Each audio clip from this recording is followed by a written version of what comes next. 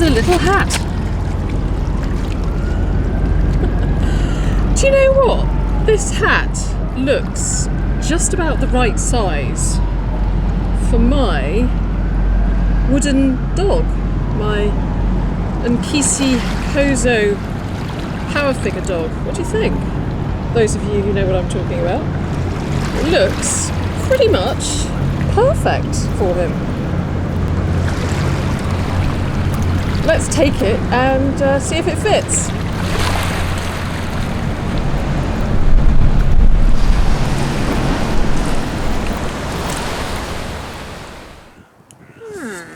Now, that is a pipe stem.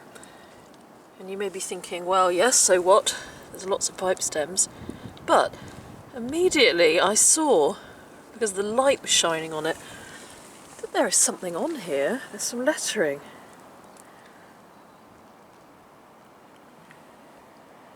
And that is really unusual and pretty exciting, to be honest. Let's have a look, because this looks like a...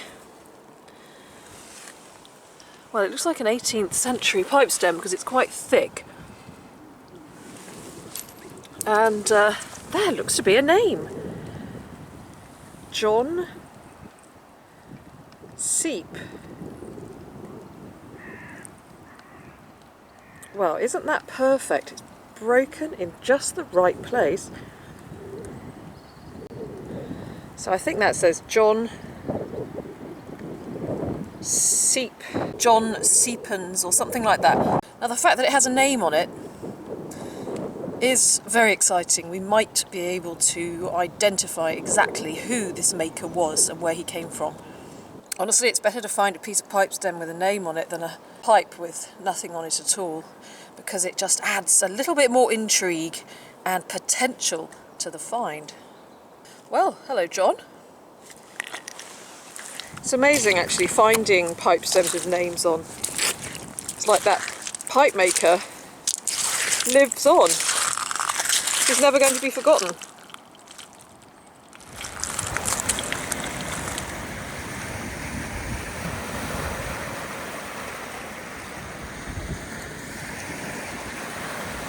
Now just down here I've seen the neck of a bottle.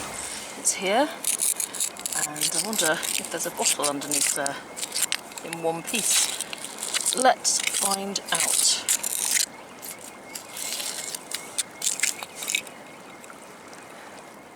Now they could be. Let's have a look.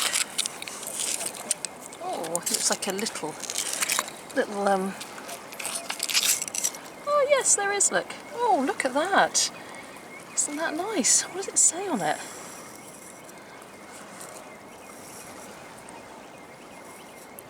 Ooh, is that a name? Oh my goodness, we're doing well with names today, aren't we? G. Grublers or something. And what is that? From probably the place name.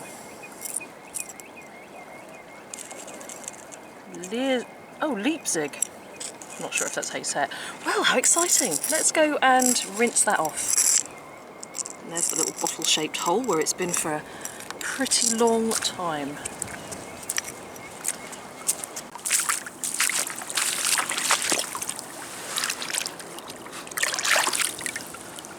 Right, here we are. So it's Dr. G. Grubler and Co. from Leipzig. And it looks like it's still got the cork in it. Well, that could be. Yes, I'm pretty certain the cork is in there. Well, Dr. Grubler, I wonder what miracle cure he claimed to have created that was in this bottle.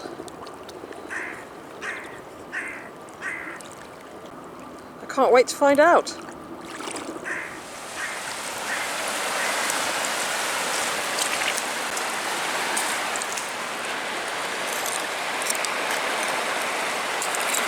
Oh, look at this.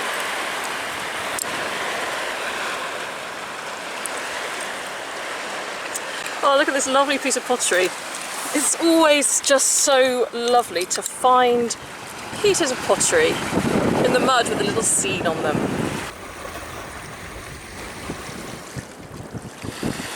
Balmoral. Ah, how pretty is that?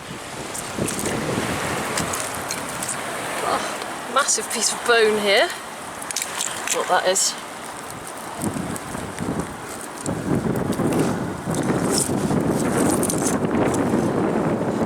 Oh, what's this? Here, possibly a button. Yes, it is. It would be amazing if we had 3 things here with a name on. I don't know if that does. Very possibly not, but it might have something on the back there. I'll put it in my bag and have a look later on.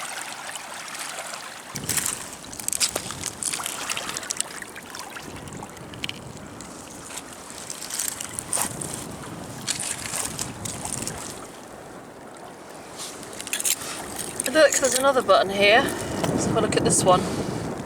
Oh, now that one definitely looks like it has a maker on there. That's great news. Another name to look up. Well, I am going to be busy. A pipe maker, a tailor, and a chemist, or a doctor.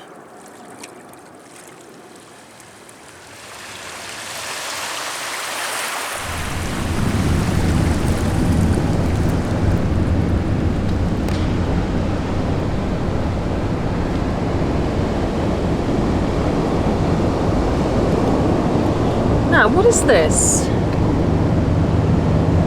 That looks to me like a lead seal. I think, if we're lucky, that could be a cloth seal. There could be some initials on there. Let's have a look.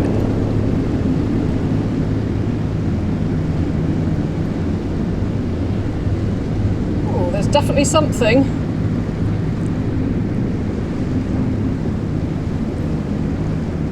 Right, we'll have a closer look at that when I get home. But I'm pretty certain that that is a seal.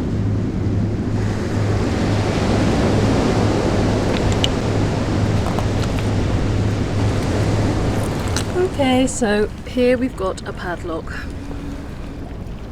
It's always fun finding padlocks because often you get a name on the padlock that you can then do some research on. And yeah, there's definitely a name on there. I can already see, I think, a C, and possibly part of an address. So that's going to go in my bag and it's going to come home with me, and we will get all this crud off and see what lies beneath. Oh, it might even say Rotherhithe under there, maybe. We'll see what secrets of history it is going to unlock. How exciting. I love a good padlock.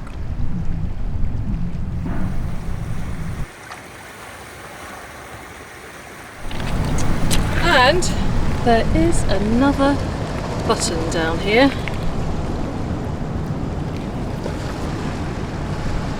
Oh, now that one definitely looks as if it's got a maker on it. Good news.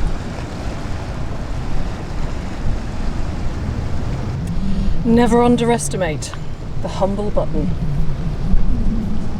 and its ability to tell a fantastic story. Some of my best mudlarking finds are buttons.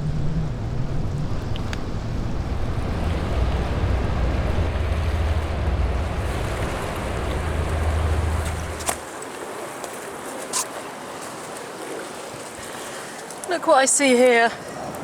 It's a bottleneck. Just here. And it's got a vulcanite bottle stopper in it.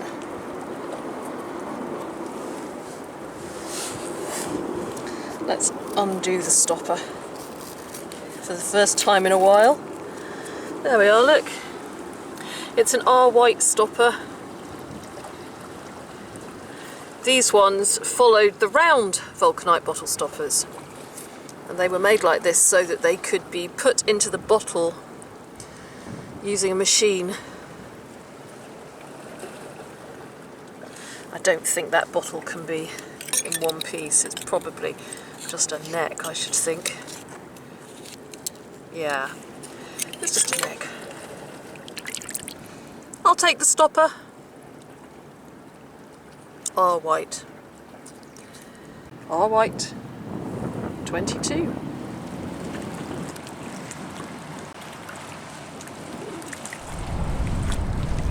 I'm really proud of myself. I have just spotted the tiniest little yellow bead. It's just here. Really tiny. Just look at that. Let's see if I can find a little pin to put it on. Is that a pin? Yes, we're in luck. Look, a tiny little pin. Right, let's catch it on the pin. And yeah, there we are, look. Tiny pin and a tiny bead. Tiny bead on a tiny pin. I'm having a lot of fun today searching a little higher up the foreshore than usual because actually it's quite a high low tide. But I have to say, I have found some of my best things ever really a lot higher up the foreshore. It's not always on the lowest tides that you find the best things.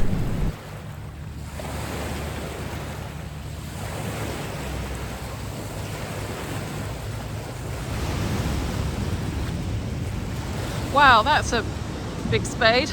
It is. I expect it was used for shoveling the coal. Shoveling the coal? Yeah. Yeah. There's a lot of coal around here. So. Oh, yes. Yeah. Huge. Yeah, a coal shovel. Yeah.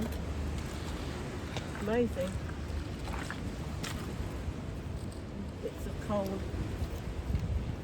lying about. Oh, yeah. Might have to go back to using coal if the utility bills keep going up. Well, yeah, I know, it's pretty dire, isn't it?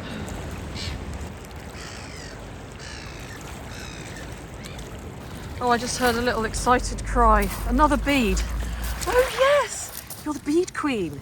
Oh, it's slightly bigger, that one.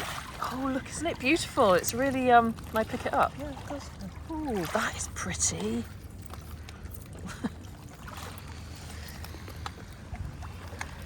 Look at that colour. Oh, beautiful. Pop it in your little bead compartment.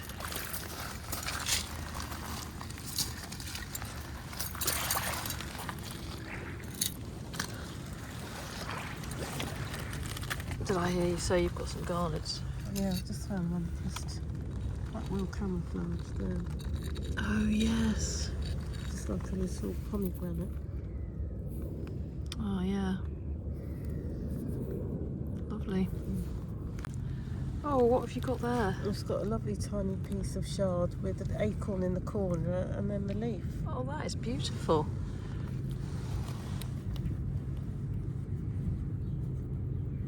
It's lovely.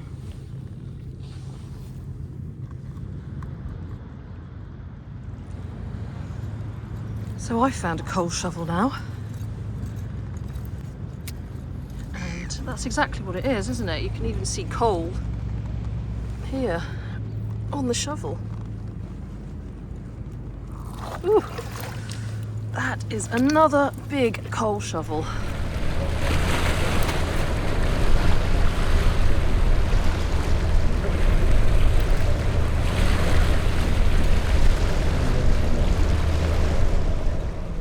Hi everyone, thank you very much indeed for watching my video. I hope that you enjoyed that little excursion along the Thames foreshore, searching for fragments of London's lost history. And we're going to talk about a few of those objects which you saw me find in a little moment. But first of all, how are you all doing? It's great to see you. I'm excited to spend a bit of time with you now, and I hope that wherever you are in the world, you're in good health and in good spirits.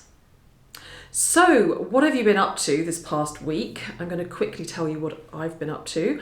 I was in Chicago and I had a fantastic time there. I met some absolutely wonderful people, and I will be putting out some videos in the not too distant future all about my trip to Chicago and what I found and the people that I met. But I just want to say, first of all though, thank you to everybody who came along to say hello to me in Chicago on the 12th of April. I was so overwhelmed at how many of you turned up, and it was such a delight to meet you all. I felt really honoured to meet you, and I would have loved to have spent more time with you. And some of you have sent me photographs. It was so busy that evening I didn't actually take any photos myself, so I'm really grateful to those of you who have sent me photos. And if you haven't sent me a photo and you were there, please do send me a photo to my email address, which I can give you if you just messenger me on Facebook, and I'll put some of those photos up at the end of this video, and I'll put them up again when I make my Chicago videos. But suffice to say, it was a fantastic time. I've totally fallen in love with Chicago now and all the people in it. And a huge thank you to especially Nathan, who arranged this super itinerary, and the Chicago Bottle Diggers, and Bryce Reed of Bryce Foot YouTube channel, and that's Mario of the Chicago Bottle Diggers, and Erica for driving us all around. And a massive thank you again to everybody who came along to the meetup, and I will be contacting you individually to say thank you when I get a chance in the very near future. But anyway, back to this video now, and firstly, let's have a little look at this hat. And what do you think of my Nkisi Kozo Power Figures new hat here? I think it rather suits him, don't you? Now, some of you may recall that I found this little chap in the Thames probably over 2 years ago now. I occasionally get emails from people a little bit concerned at who this, well, gruesome looking dog is behind me when I give my roundups. But, you know, I just want to reassure you that actually, although I initially had my misgivings when I found him, he's a really special piece of art made probably in the Democratic Republic of Congo. And he's got an awful lot of history associated with him and a big story. And he's not at all evil, despite the fact that he has these nails. He has a little backpack here, which is used for putting his medicines in when he's travelling. And currently, I'm his guardian. One day, he may make his way back to the Democratic Republic of Congo. But until he does, him and I are great friends now, aren't we? Yes, we are. And he looks very dapper in his hat, which washed up on the foreshore, not far from where I originally found him. So I'll put him here so he can preside over today's proceedings. There you are. He can wear it on special days, and today is a special day because I'm speaking to you. So let's get on with talking about some of the objects which I found during that outing. And you know what? I met 5 people that day through the objects that I found. I met a John Stevens, an 18th century clay pipe maker, through this clay pipe stem. I met a German pharmacist called Dr. George Grubler. I met an anchor smith and a barge builder and an engineer, Mr. George Carr. And I met a tailor and outfitter, Alfred Monarch Kino, through this little button. And I met somebody too called Weaver Hammam from 42 The Strand. Now, he is somebody I don't know too much about, so you might be able to help me with him. But let's take a quick look at some of these others in a little bit more detail. So this chap here, this little clay pipe stem. Now, as you probably know if you watch my videos, there are so many clay pipe stems all over the Thames foreshore.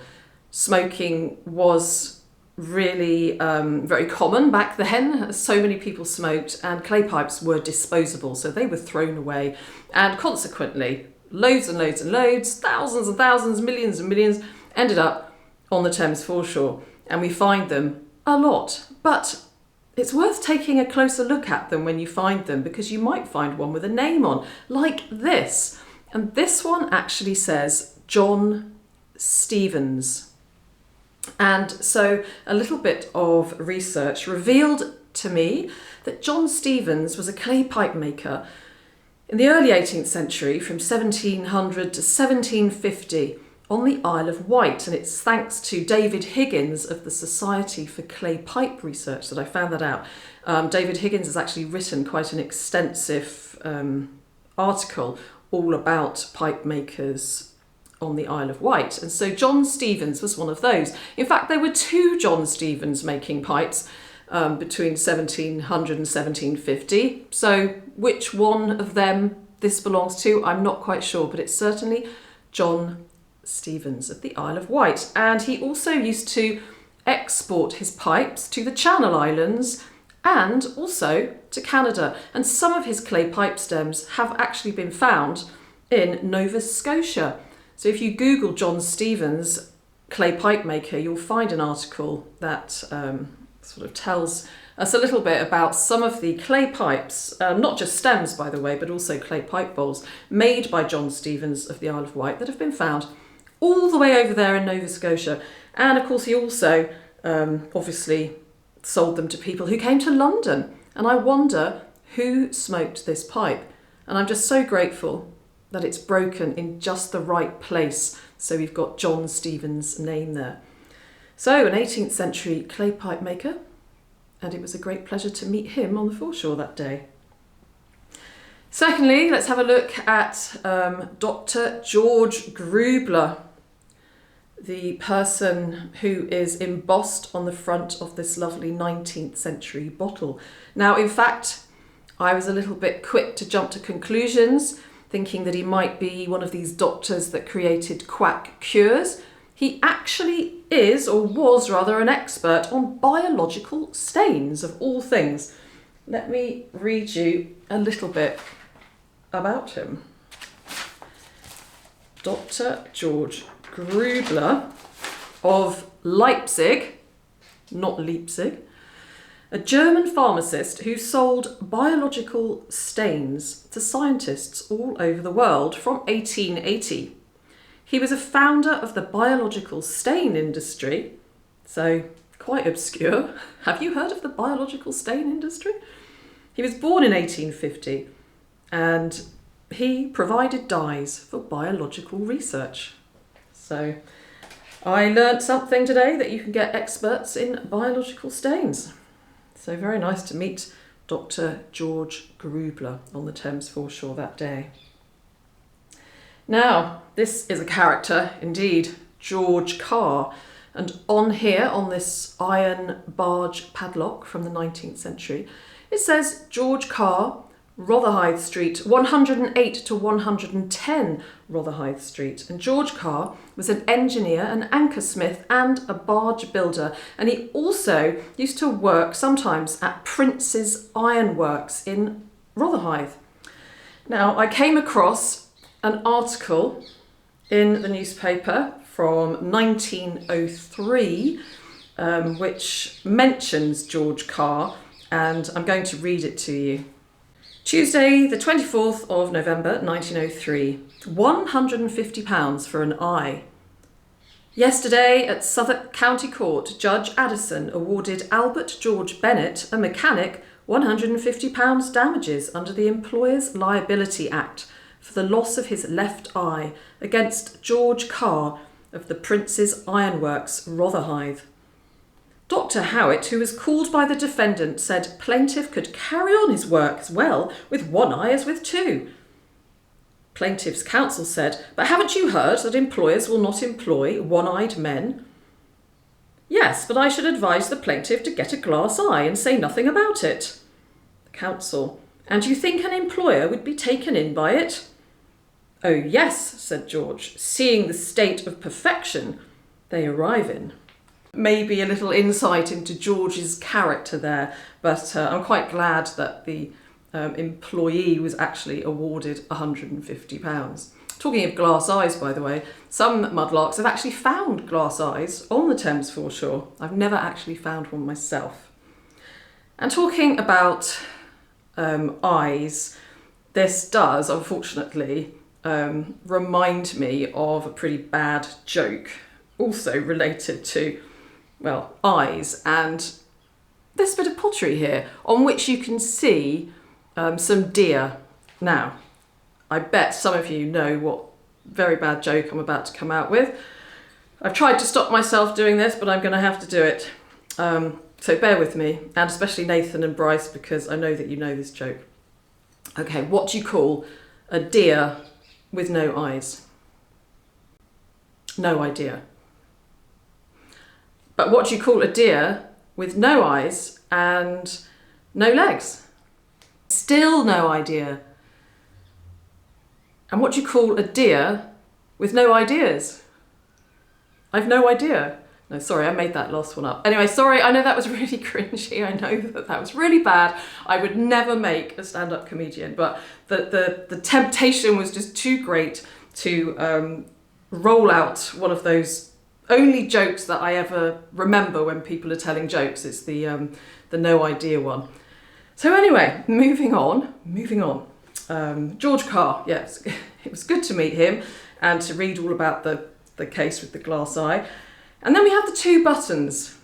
So this little button here belongs to an Alfred Monarch Kino, and he was a Jewish tailor and outfitter. He was born in 1849 and he died in 1891. And when I was looking him up, actually I came across the website of some researchers and a photograph of his gravestone. He's actually buried in the Jewish cemetery in North London, the Balls Pond Road Jewish Cemetery. So that's quite interesting.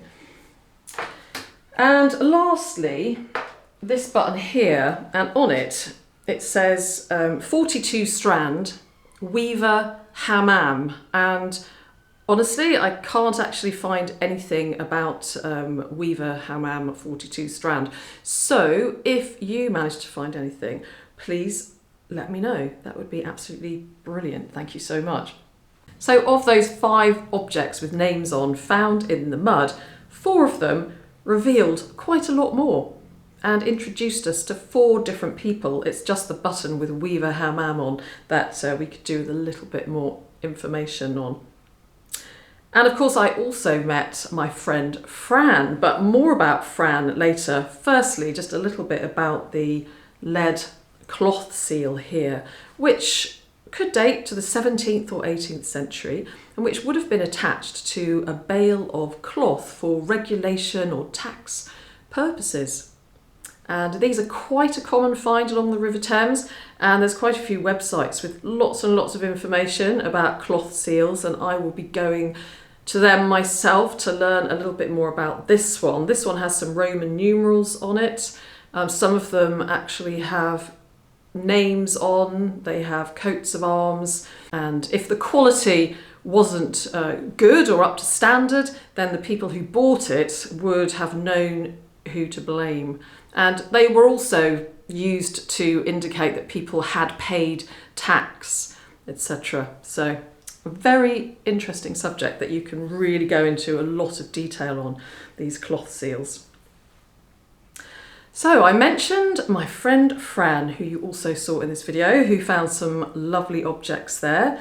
And Fran has written a book. I'm so excited for her. She has written a children's book called Josh and Millie Go Mudlarking. And after we'd finished our little mudlark that day, we sat down and Fran told me all about her book. And so there is going to be a giveaway at the end of this video, so please stick around for that and meet Fran.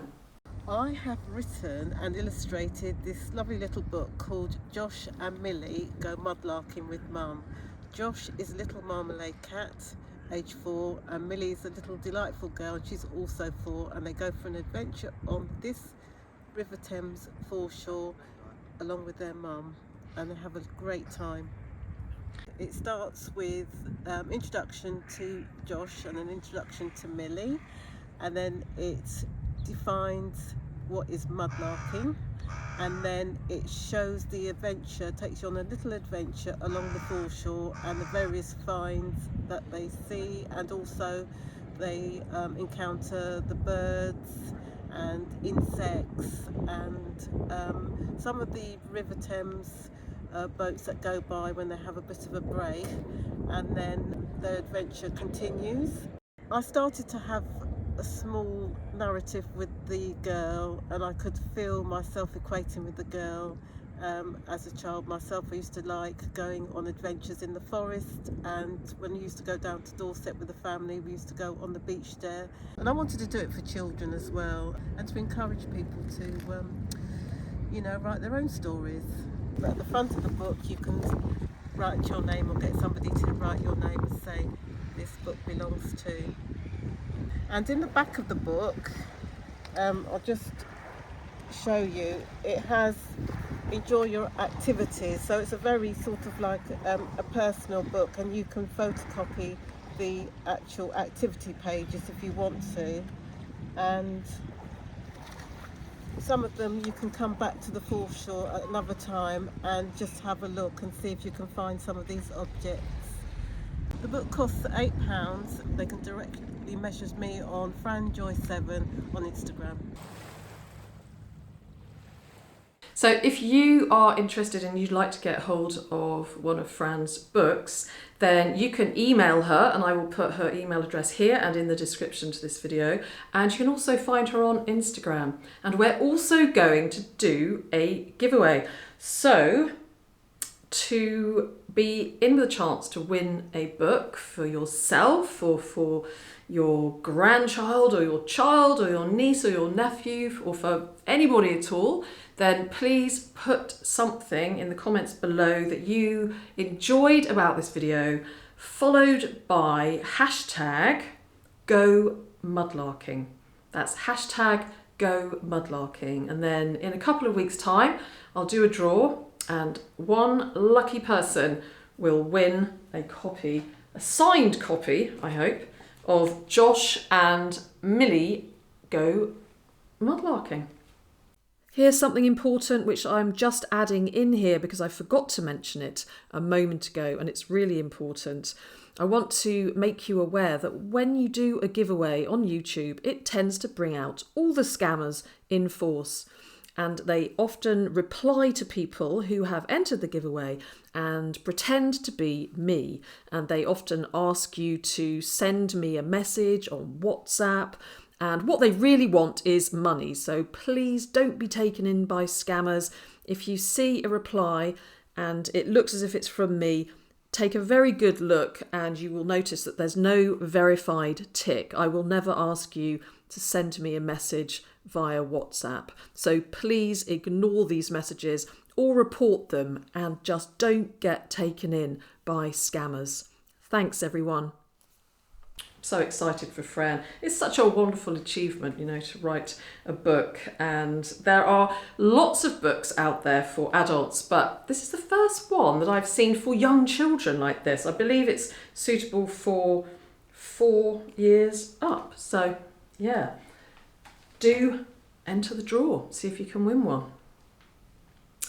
So apart from that, I think that is pretty much it for now. I am really looking forward to seeing you again soon. I've got lots of content that I'm working on at the moment.